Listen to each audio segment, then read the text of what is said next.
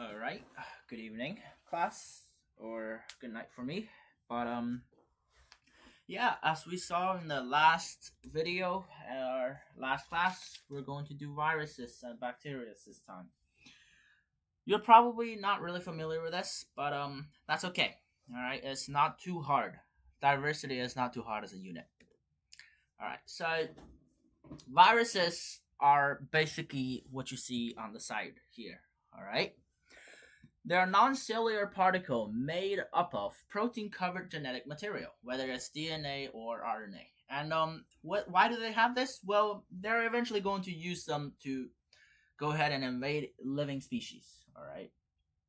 Viruses, however, they can't metabolize energy, so they aren't theoretically speaking, they aren't living.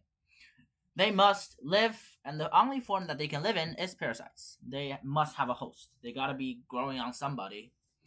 So it will eventually enter a host cell. It will invade into there. And then it will alternate the host genetic makeup. So what does that mean? It will tell the cell what to do.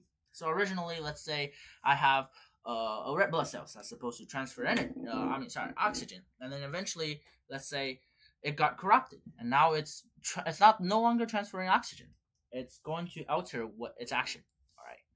Bacteriophage. It's viruses that can infect bacteria, and each virus only attacks specific things. And this is actually really manipulable, so we can actually control these viruses, and we're learning to make them do stuff that we want them to do. It's pretty cool. We gotta talk about coronavirus, all right? It's not been too long since coronavirus passed, all right? So it's specific to the respiratory tract. So they only attack certain places. So coronavirus actually only attacked your nose and and they actually your nose cell. They don't really differ. Like all of the cells are just the same, but your nose cell releases this scream. It's like, hey, I'm a nose cell, come get me, and then coronavirus goes and attacks it. All right. Symptoms are flu-like, and it spreads eventually to the lungs. It's really easy.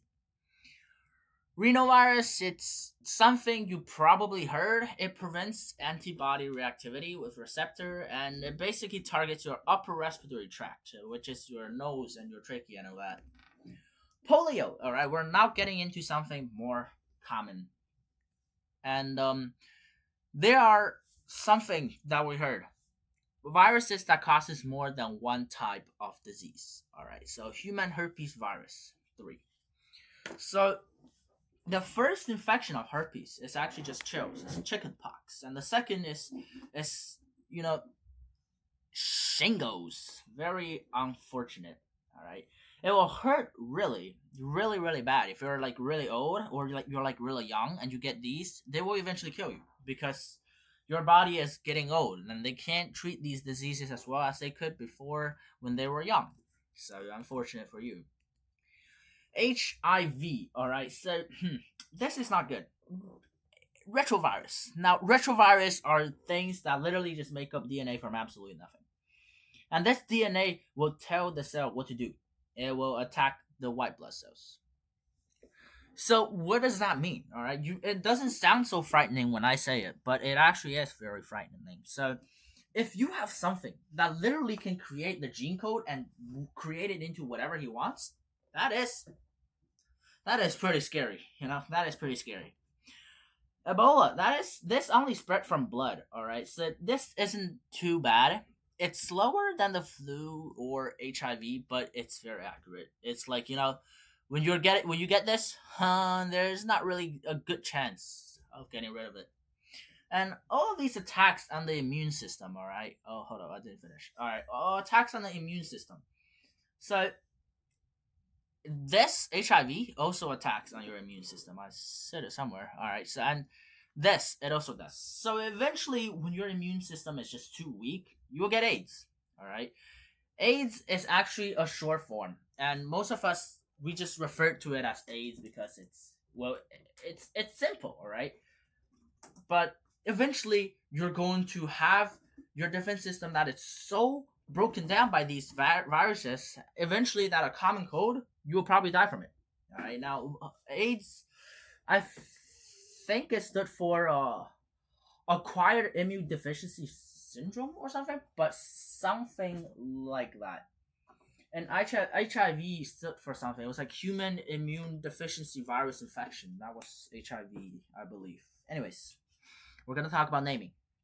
All right, naming isn't hard, chat. Naming isn't hard, guys. It's really, really simple. It usually depends on what the virus does, where it infects, and what diseases it causes. And most of these names are in Latin, which is not so fun. Oh, you see, I was right. It's human immune deficiency virus. Wow. Now most of these HEPA, this is a liver.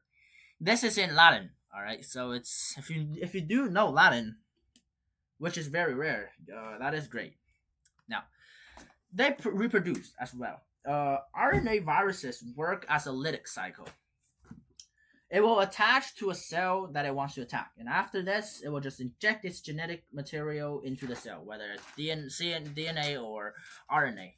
And then once the RNA goes inside, it will destroy the original genetic materials, which is around this face and broken down. It's breaking down, and then the virus will control the cell and will open itself up, and it will make copies of itself. So the cells of the virus will spread all along through our body. See this? It's gonna go all around. It's it's not good. It's really not good. And there are professional words. Lysis, you gotta understand all of this for your test.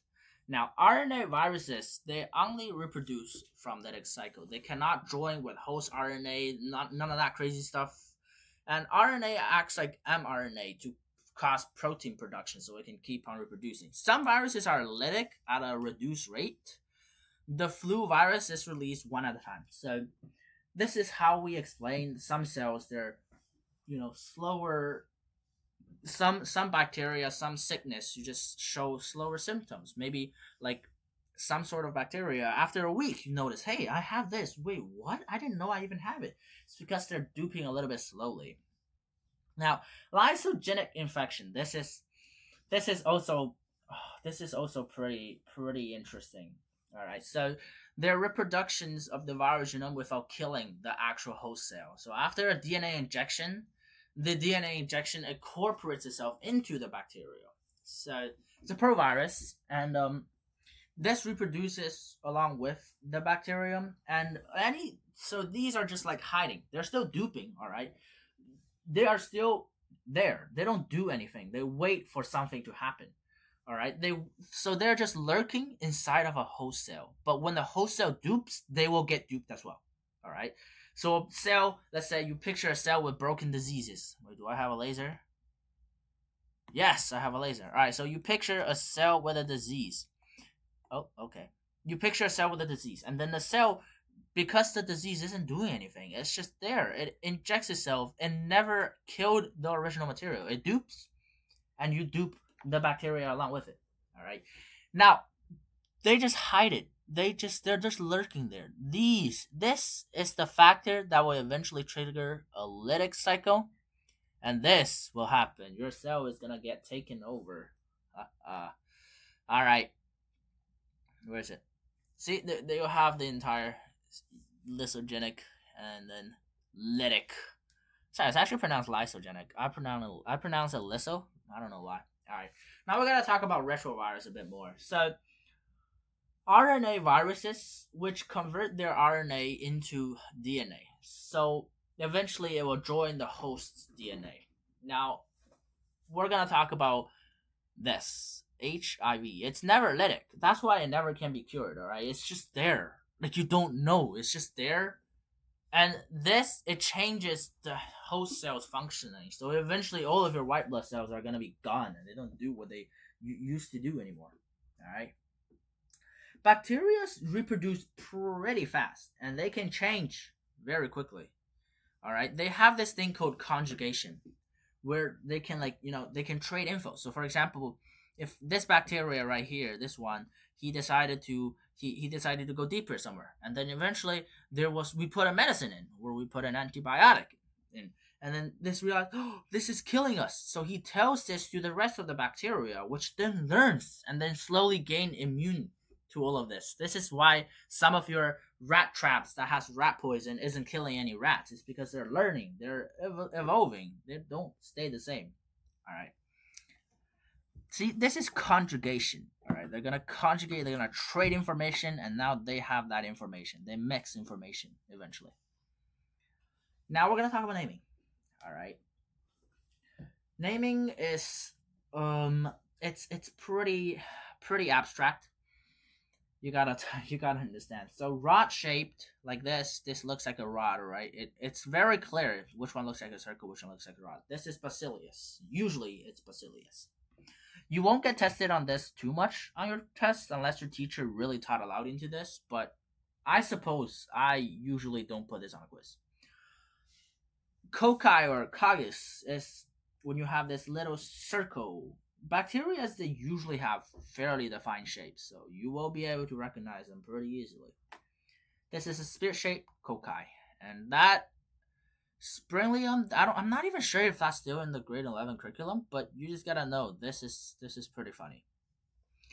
See, right here we have the little purple one, strings, and then that's clearly a rod, and this is also a rod. All right, just to show you. Now we gotta hold up. We gotta talk about more about this. So we gotta talk about chains. You see, these are in sort of chains, and there's the clumps. All of this, they're clumped together. Chains, they're called streptol. So with our knowledge of this called bacillus, and this is in chains, we can actually name it. It's streptobacillus. Actually, I'm not sure if that's right, but it doesn't matter. And some of them are named in branches. All right, so I may have, this isn't the defining image, but you just gotta know there's numerical naming as well. And this is in clumps, so you gotta be, this is called staphylo. Whenever you see something in clumps, that's staphylo. Whenever you see something in branches or chains, that's strepto, bacillus, cocci. Easy. All right. Stain. Okay, we're actually going to, well, I usually tell people to go ahead and do the gizmos, but I know there is a gizmo answer sheet flowing somewhere on the internet. I will find it and I will compare the similarities, so suit yourself. All right, gram stain. We're gonna do this lab. All right, a gram stain is basically we use stains to find the color of the bacteria, and then we eventually we use the intensity of the color. We will see how badly this bacteria is, whether it will make you die or make you just a little bit sick.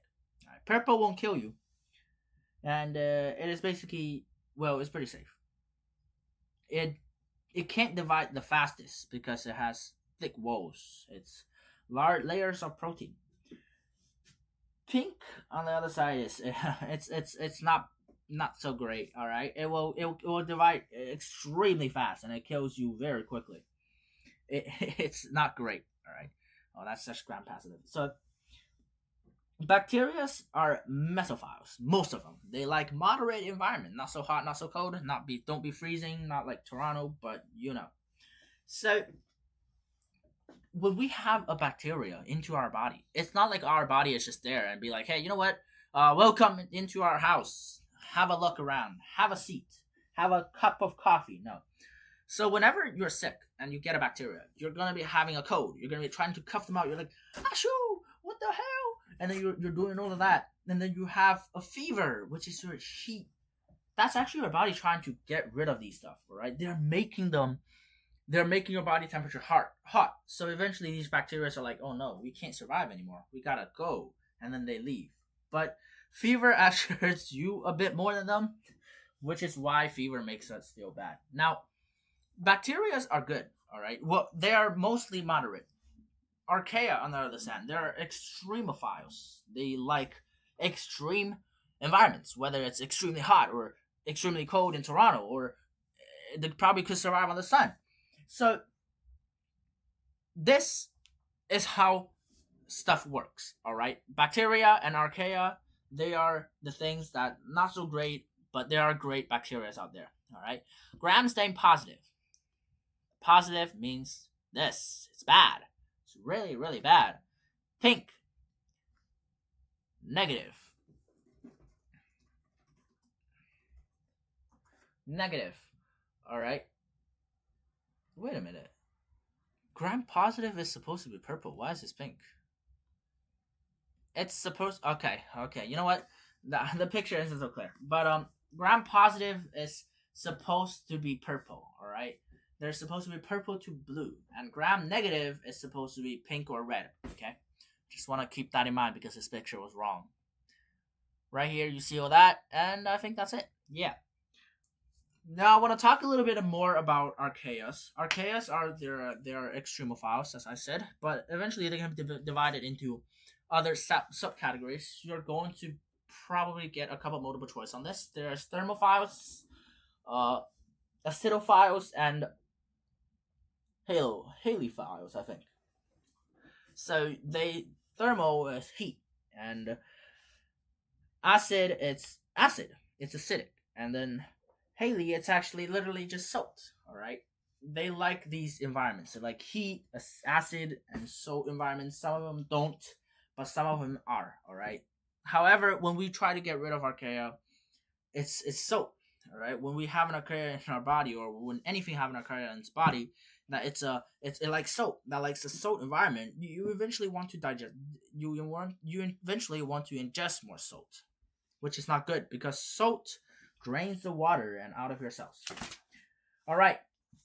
So today's homework for this class is actually a gram stain virtual lab of gizmos, which I will be posting down in the description for those that needs it. And if you didn't miss today's class, it should be in your attachment on your classroom.